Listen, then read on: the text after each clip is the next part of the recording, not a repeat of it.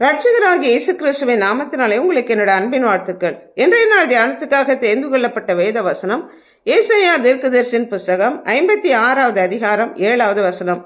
நான் என் பரிசுத்த பர்வதத்துக்கு கொண்டு வந்து என் ஜெப வீட்டிலே அவர்களை மகிழ பண்ணுவேன்.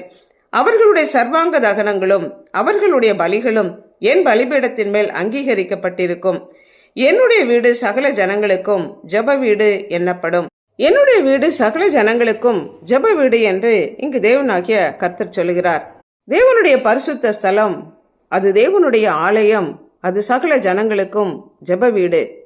தேவனுடைய ஜனங்கள் தேவனுடைய ஆலயத்திலே வந்து தங்களுடைய துதி பலிகளையும் ஸ்தோத்திர பலிகளையும் நன்றி காணிக்கைகளையும் சர்வாங்க தகனங்களையும் விண்ணப்பங்களையும் வேண்டுதல்களையும் தேவனுடைய சமூகத்திலே ஏறெடுக்கிற இடம், அது தேவனுடைய ஜெப வீடு.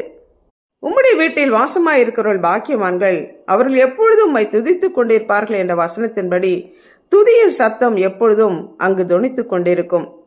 சங்கீதக்காரன் சொன்னபடி உம்முடைய பிரகாரங்களில் வாசமாயிருக்கும்படி நீ தெரிந்து கொண்டு சேர்த்துக் கொள்ளுகிறவன் பாக்கியவான். உம்முடைய பரிசுத்த ஆலயமாகிய உம்முடைய வீட்டின் நன்மையினாலே திருப்தியாக்குகிறீர். உம்முடைய சம்பூரணத்தினாலே திருப்தியாவோம். உம்முடைய பேரின்ப நதியினாலே எங்களுடைய தாகத்தை தீர்க்கிறீரே என்று சங்கீதக்காரன் பாடுகிறான். தாவீது ராஜாவும் தேவனுடைய பரிசுத்த ஸ்தலத்துக்கு செல்வோம் என்று அவர்கள் சொன்னபோது என்னுடைய இருதயம் களி கூர்ந்தது. என்னுடைய ஆத்துமா கர்த்தருடைய ஆலய பிரகாரங்களின் மேல் வாஞ்சியும் தவணமுமாய் இருக்கிறது. என்னுடைய இருதயமும் என்னுடைய மாம்சமும் ஜீவனுள்ள தேவனை நோக்கி கம்பீர சத்தம் விடுகிறது என்று அவன் பாடுகிறான். தேவனுடைய ஆலயத்தின் மேல் அவனுக்கு இருந்த வாஞ்சையை காட்டுகிறது. பழைய ஏற்பாட்டு காலத்துல அவர்கள் தேவனை தரிசிக்க, தேவனை தொழுது கொள்ள தேவனுடைய ஆலயம் இருக்கிற எருசலேமை நோக்கி அவர்கள் பயணம் செய்து தேவனை தொழுது கொண்டார்கள். ஆனால் இப்பொழுது நாம் மனிதர்களாகிய நாம் சேர்ந்து துதிக்கிற ஜெபிக்கிற இடம், அதுவே தேவனுடைய ஆலயமாக இருக்கிறது. எங்கே 2 பேர் அல்லது 3 பேர் என் நாமத்தினாலே கூடி இருக்கிறீர்களோ அவர்கள் நடுவிலே இருக்கிறேன் என்று சொன்ன தேவன் நாம் கூடி வருகிற இடத்திலே கர்த்தர் வாசம் பண்ணுகிறார்.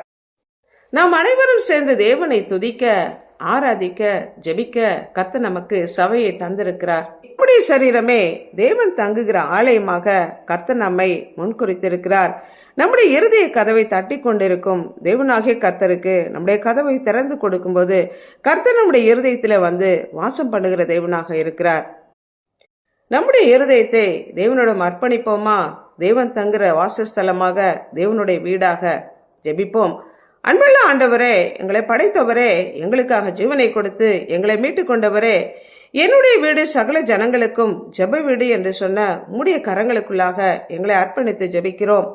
துதியின் சத்தமும் ரட்சிப்பின் கம்பீர சத்தமும் ஜெப தொனியும் எப்பொழுதும் எங்களுடைய ஜெப வீட்டிலே தொனித்து கொண்டிருக்கவும், உம்முடைய சம்பூரணத்தினாலும் பரிசுத்த நன்மையினாலும் நாங்கள் திருப்தியாக்கப்படத்தக்கதாகவும் உம்முடைய தேவ நதியினாலே எங்களுடைய தாகம் தீர்க்கப்படவும் எங்களை அர்ப்பணித்து ஜெபிக்கிறோம்.